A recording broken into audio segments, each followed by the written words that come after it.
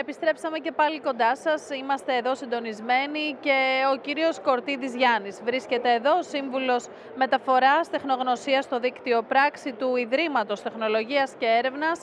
Καλησπέρα και καλώς ήρθατε. Σας ευχαριστώ πολύ. Μακρύς ο τίτλος. Μακρύς, αλλά έχει ουσία και εδώ νομίζω ότι είναι πολύ σημαντικό το σημείο αναφοράς, η Beyond. Ακριβώς. Και ευχαριστούμε πάρα πολύ για τη δυνατότητα που μας δίνατε να δώσουμε και εμείς το δικό μας στίγμα για αυτή τη μεγάλη ουσία που έχει η Beyond και πώς μπορεί να προσφέρει το Ίδρυμα Τεχνολογίας και Έρευνας και πόσο περισσότερο το δίκτυο πράξη.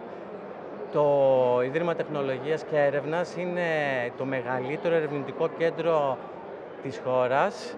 Διαθέτει 10 ερευνητικά Ινστιτούτα σε 6 πόλεις της Ελλάδος.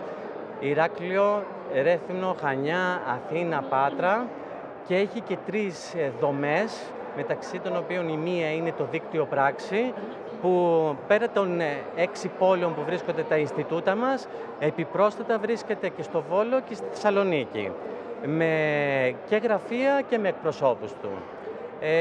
Αφού το θέσαμε χωροταξικά, πιστεύω ότι πρέπει πλέον να θέσουμε... Να πάμε και στο περιεχόμενο. Και στο περιεχόμενο. Το δίκτυο πράξη αποτελείται με 3 πυλώνες του και μια πληθώρα υπηρεσιών που μπορεί να προσφέρει στη μικρομεσαία επιχειρηματικότητα, στον ίδιο τον ερευνητή και στο industry, είτε σε εθνικό είτε σε διεθνές επίπεδο, και με μία ακόμα υποδομή που έχει, που είναι τα εθνικά σημεία επαφής, μπορεί να ενημερώσει πανελλαδικά και ερευνητές και επιχειρήσεις για οποιοδήποτε πρόγραμμα του Ορίζοντα Ευρώπη.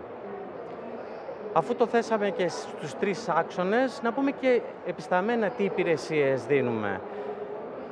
Το πιο σημαντικό, δίνονται δωρεάν. Πάρα πολύ σημαντικό. Δίνονται δωρεάν. Ο τομέας εκείνος που υποστηρίζει τη μικρομεσαία επιχειρηματικότητα είναι μέλος του μεγαλύτερου διεθνές δικτύου που ονομάζεται Enterprise Europe Network, που αποτελείται από 3.000 και ίσως παραπάνω από 3.000 συμβούλους μεταφοράς τεχνογνωσίας σε 600 διαφορετικούς οργανισμούς, σε 67 χώρες που μπορούμε να καταλάβουμε πέρα από την Ευρώπη. Πώς το κάνει?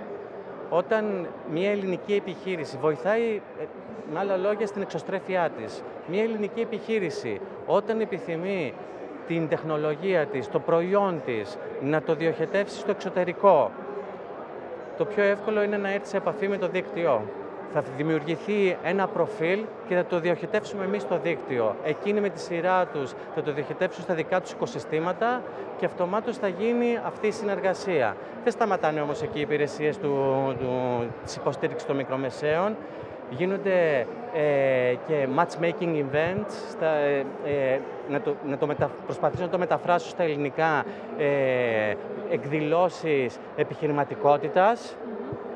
Και τους υποστηρίζουμε επίσης στο να βρουν και τα κατάλληλα εκείνα χρηματοδοτικά εργαλεία για να προάγουν το προϊόν τους και την επιχείρησή τους, στο σύνολό τους.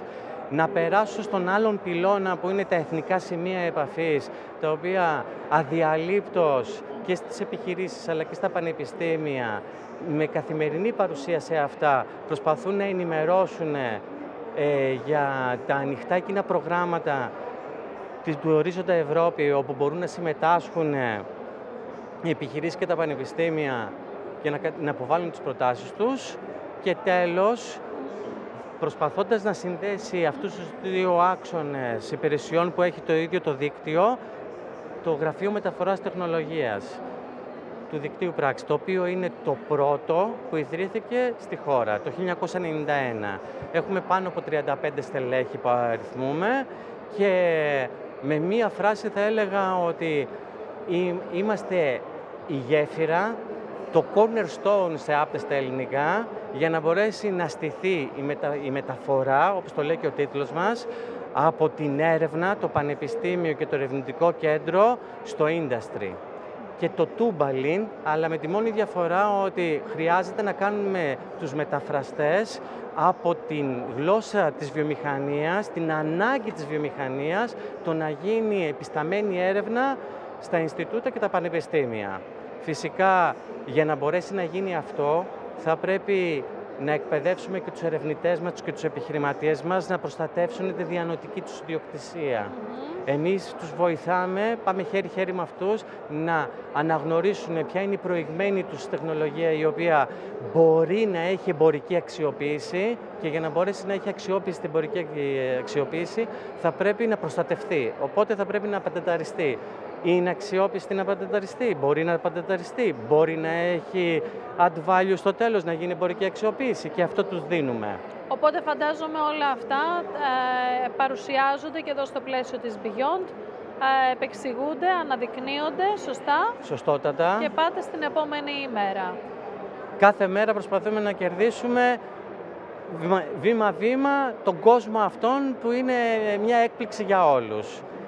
Έτσι είναι γεγονός και πραγματικά όταν είμαστε επικαιροποιημένοι έτσι, στις εξελίξεις και συγκεντρωμένοι στο στόχο μας, νομίζω ότι όλα μπορούν να γίνουν, έτσι, όλα είναι εφικτά. Συμφωνώ απόλυτα. Σας Κλείνοντας, θα ήθελα να πω ότι βρισκόμαστε στο Hall 4, στο περίπτερο C06 και σας προσκαλούμε να ανταλλάξουμε ιδέες για το παρόν και το μέλλον της καινοτόμας τεχνολογίας και να συζητήσουμε για την επιχειρηματικότητα και την εκπαίδευση. Σας ευχαριστώ πάρα πολύ. Και εγώ να είστε καλά, καλή συνέχεια. Ευχαριστούμε. Εμείς επιστρέφουμε πολύ σύντομα και πάλι κοντά σας.